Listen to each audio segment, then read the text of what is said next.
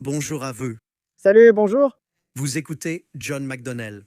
Une partie de son inquiétude rejoint exactement ce que dit Marco Rubio, le secrétaire d'État, à savoir que les États-Unis ont été influencés parce qu'Israël allait lancer des frappes. Par curiosité, pensez-vous qu'Israël ou les États-Unis dirigent cela?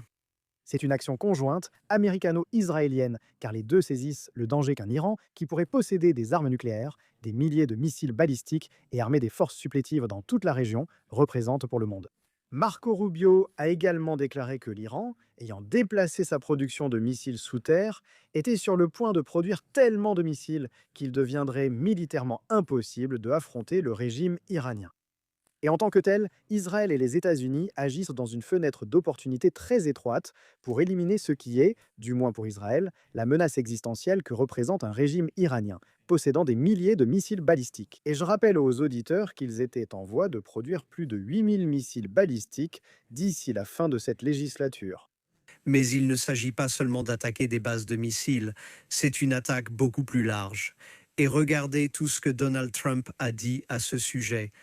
Regardez tout ce que Benjamin Nawa a dit à ce sujet. Il est très clair qu'ils veulent aller plus loin. En ce qui vous concerne, quelle est la réponse à cette question que John McDonnell a posée là? Quel est le plan? S'agit-il d'un changement de régime ou s'agit-il simplement d'essayer de neutraliser les capacités de l'Iran?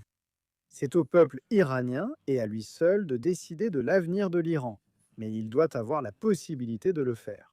Et nous avons vu ce qui s'est passé il y a seulement quelques semaines lorsqu'ils se sont courageusement soulevés pour réclamer leur liberté et qu'ils ont été massacrés dans les rues. Le problème d'Israël avec le régime iranien, c'est que depuis 50 ans, il mène une guerre d'agression contre notre pays sous le slogan Mort à Israël.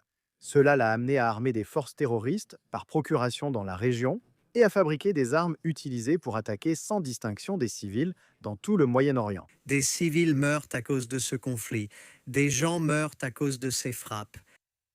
Et dans les rues de Téhéran, la mort de civils est toujours une tragédie horrible. Et pourtant, dans les rues de Téhéran, on voit des gens célébrer le fait qu'Israël vient de tuer le tyran de Téhéran, l'ayatollah Ali Khamenei, un homme qui a tant de sang iranien, israélien, britannique et américain sur les mains.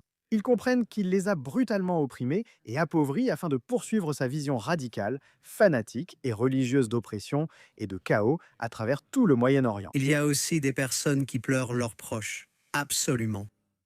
Absolument. Et c'est terriblement triste lorsque des civils sont tués pendant la guerre. C'est pourquoi Israël n'autorisera pas le régime iranien à posséder des armes nucléaires, ne lui permettra pas de posséder des milliers de missiles balistiques et ne lui permettra pas d'armer les forces supplétives avec lesquelles il mène une guerre sur plusieurs fronts contre Israël depuis 2 ans.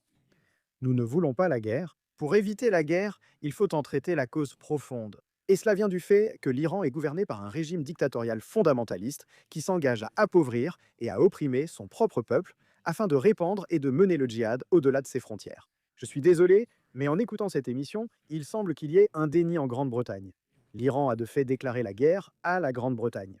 C'est ce que signifie une attaque de drone iranien contre un territoire britannique souverain sur l'île de Chypre. Vous avez soulevé la question du régime. Cependant, vous avez également insisté sur l'idée que cela concernait aussi Israël, qui se défendait. Je veux dire, quand je vois que vous lancez de nouvelles frappes sur Téhéran et Beyrouth, même ce matin, ce n'est pas seulement l'Iran, c'est aussi le Liban.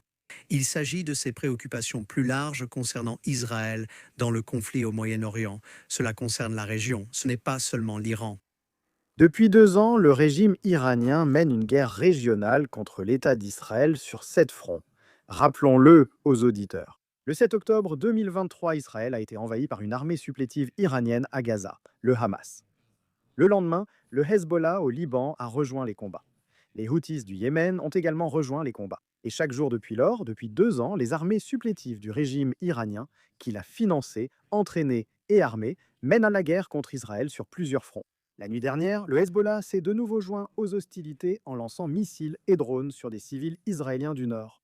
Et Israël est déterminé à éliminer ces menaces mortelles contre ses citoyens. Nous ne permettrons pas au régime iranien ou à ses armées supplétives de tirer à volonté sur nos communautés. Je ne peux vous accorder que 20 secondes, mais beaucoup seront très en colère en entendant cela, car ils penseront à Gaza. Ils penseront à ce dans quoi Israël a été impliqué en termes de conflit ces derniers temps. Et ils diront qu'à un moment donné, il faut que cela cesse. J'allais répondre que le Hamas n'aurait pas dû prendre des otages israéliens comme esclaves sexuels le 7 octobre et qu'il devrait éviter de recommencer. D'accord, nous vous remercions pour votre temps ce matin.